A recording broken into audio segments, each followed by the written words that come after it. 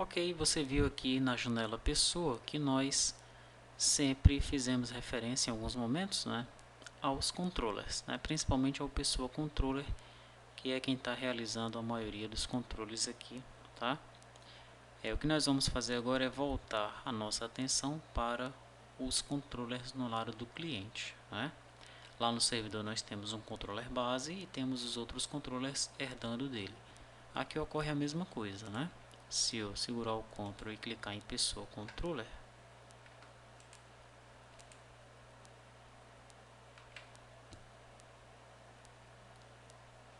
vamos ver se ele vai acessar.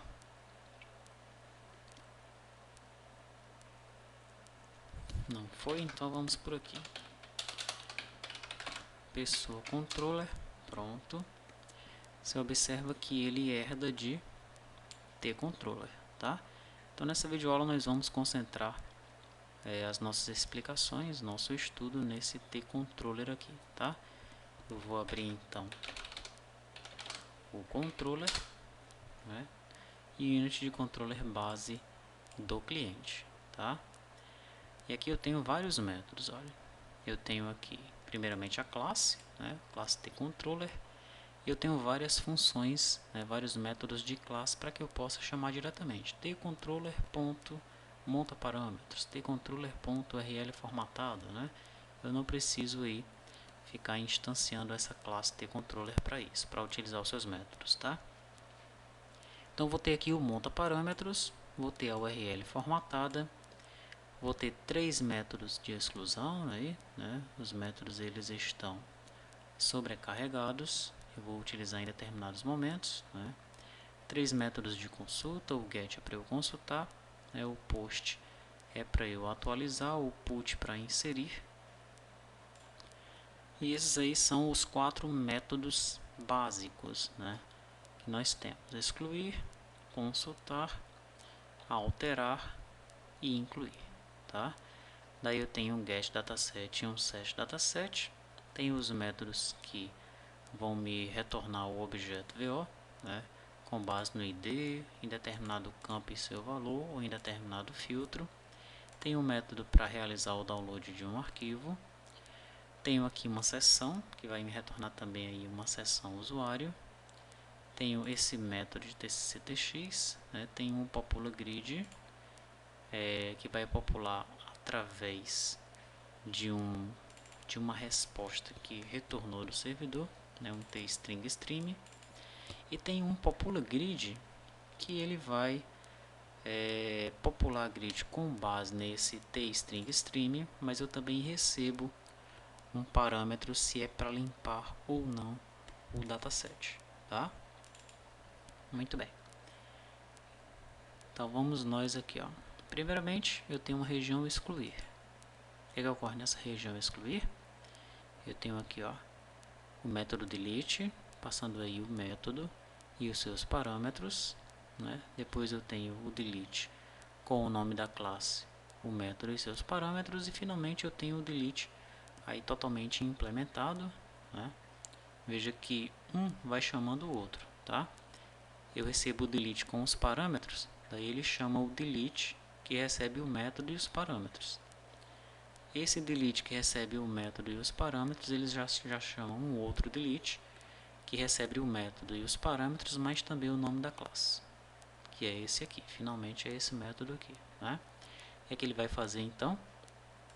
Ele vai formatar o URL e vai chamar o método delete lá do HTTP que está definido na seção, né? O que é esse HTTP que está definido na seção? Seção usuário tem um FHTTP, ó, tá? Esse FHTTP ele vira aqui uma propriedade, ó, HTTP, e é através desse componente que eu vou consumir, né, os métodos lá do meu servidor de aplicações, tá? Então retornando aqui para o controller, pronto. Eu vou então, né, chamar o método delete passando essa URL que foi montada aqui, tá? Daí eu recebo o resultado, né, e o resultado ele sempre é um array JSON. Você lembra lá que todos os métodos lá do servidor, né, a grande maioria dos métodos vão me retornar um array JSON. Na realidade, todos eles retornam um array JSON, tá? Eu recebo essa resposta aqui, olha, se o array que foi retornado contém um erro, eu vou gerar uma exceção para o usuário, tá?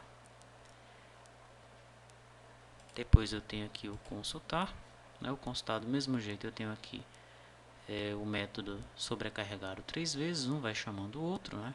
Onde eu finalmente chamo, utilizo o método get aqui do HTTP, tá? E faço o mesmo controle de erro aqui também. Método alterar, mesma lógica, né? Tenho 3 aí sobrecarregados, um chamando o outro, e ele vai utilizar aí o comando post do HTTP para realizar essa alteração, e eu também faço o controle do erro aqui que vai retornar do servidor, tá? Método inserir, mesma lógica, né? Os 3 métodos sobrecarregados, e aí eu vou chamar o comando put do HTTP e vou fazer também o controle do erro aqui. Depois eu tenho aqui um get dataset, né? Esse get dataset aqui ele retorna nulo aqui nesse controller padrão, né? Porque eu devo implementar isso daí nas classes filhas. O sessão ele retorna a instância da sessão usuário, assim como ocorre aqui no base. Aí eu tenho também um sessão aqui, ó, sessão. Aqui, ó, ele vai retornar a instância do sessão usuário, né? Então, em todas as janelas eu tenho acesso à sessão. Em todos os controllers também eu vou ter acesso à sessão, né? Porque ele vai retornar a instância da sessão para o usuário, tá? Monta parâmetros, ele vai pegar os parâmetros que foram passados e vai montar os parâmetros para subirem para o servidor, tá? Os parâmetros eles devem subir aí devidamente separados pela barrinha, tá? URL formatada, ele vai então formatar a URL, né? Ele pega a URL que foi montada lá na sessão, você deve lembrar disso, e nós vimos na aula logo no início, né, dessa explicação das classes do cliente. Nós vimos que a URL ela é montada de acordo com o que está definido no arquivo conexão ini, né? Servidor, mais a porta, mais DetSnap, mais o resto do stake, que é o contexto definido lá no servidor. Então ele pega essa URL que está definida na seção, passa a classe, barra, passa o método, barra, passa o ID da seção, barra, tá? Daí ele pega isso aqui que ele montou e ainda acrescenta o que vem aqui, né? Olha, URL é a URL formatada mais os parâmetros, tá? Daí ele utiliza o método montar parâmetros para anexar essa URL. E ele faz isso para o excluir, faz para o consultar, ó. Chama a URL formatada mais os parâmetros, faz para o alterar, URL formatada mais os parâmetros, e finalmente ele faz para o inserir, tá? URL formatada mais os parâmetros. Legal? Continuando então, método, o nome do método aí ele vai implementar nos controles filhos, né? Por exemplo, aqui em pessoa controller, o nome desse método aqui no caso vai ser pessoa. No caso, esse aí é o método principal do contexto que aparece lá no servidor, né? Lá no servidor eu tenho pessoa controller,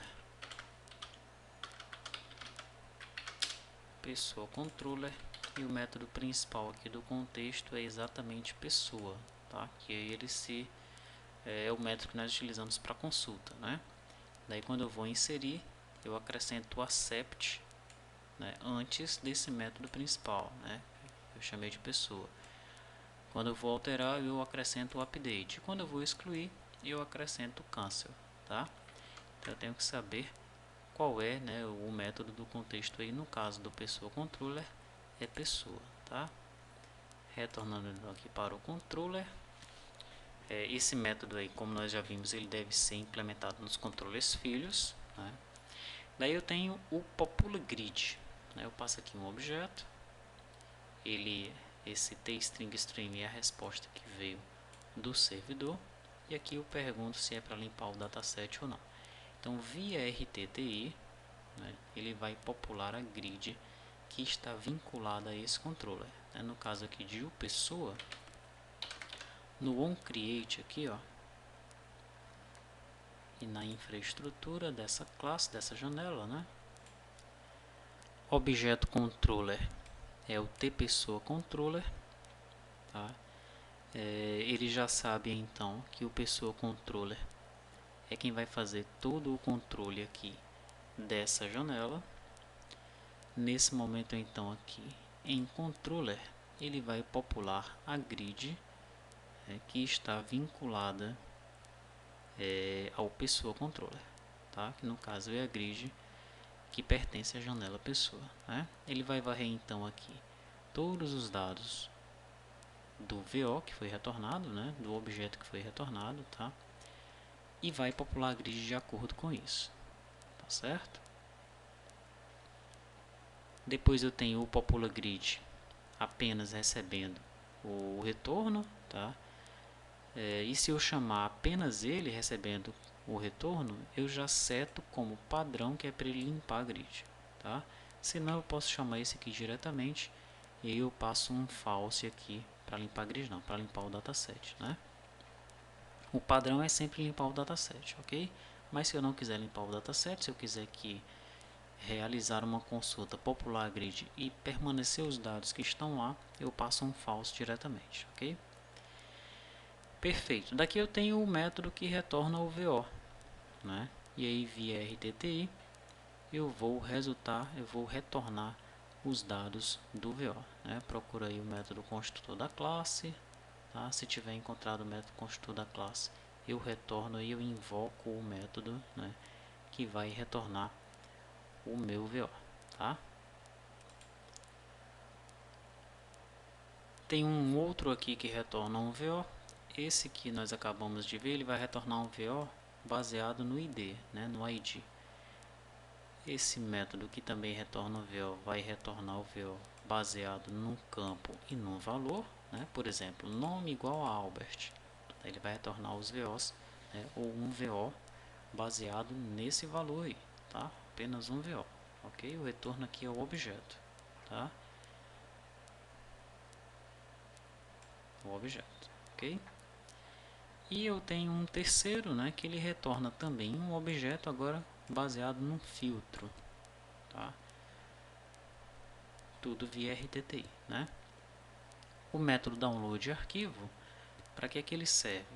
Eu passo aqui o nome do arquivo, passo qual é o módulo, né? Ele vai lá no servidor e lá tem um download arquivo controller. Lá no servidor eu tenho um download arquivo controller, né? Daí ele vai verificar aqui, ó, qual é o arquivo, qual é o módulo, né? Se o módulo for GED, ele vai procurar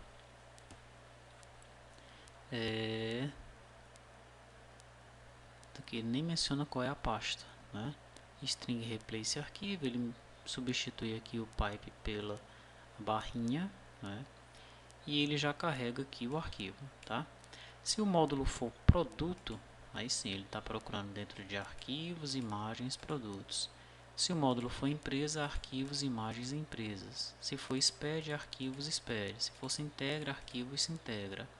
Contratos, arquivos, contratos, né? De acordo com aquelas pastas que nós vimos aí, que foram construídas para o servidor, tá? Arquivos GED, ele também deveria fazer esse controle aqui, né? Se o módulo for GED, arquivo vai ser igual a EGS apppath mais arquivos barra GED e aí o restante, né? Mas provavelmente não é feito assim, porque o módulo GED ele tem uma maneira própria de trabalhar, tá? E aí nós temos que analisar como é que o módulo GED está fazendo uso disso aí. Mas quando não for o GED, né, que nós utilizarmos aqui o download arquivo desse controller, né, ele vai fazer toda essa verificação e então ele vai converter esses arquivos para bytes aí, ó, tá? Nós vamos receber esses bytes aqui, aí vamos converter esses bytes para um arquivo, vamos salvar esse arquivo, né, numa pasta temporária aí, né, na verdade no caminho da aplicação, temp mais o tipo de arquivo, né? Se for uma imagem, ele vai colocar na pasta da aplicação temp.jpg, tá? E ele vai retornar então esse arquivo para quem chamou esse método. Legal? Vai retornar, no caso, o caminho do arquivo, né? E aí, retornando o caminho do arquivo, dependendo de quem chamou, né? Se nós chamamos esse download de arquivo para exibir uma imagem, já sabemos que vamos exibir essa imagem num image, tá? Se nós estamos querendo abrir um arquivo texto, vamos realizar o procedimento para abrir esse arquivo texto, né? Então basta que eu retorne o caminho do arquivo aqui, tá bom? E é isso, aqui termina o meu controller base no lado do cliente. Na próxima videoaula nós vamos analisar o controller da pessoa, que aí já vai herdar, né, desse controller base.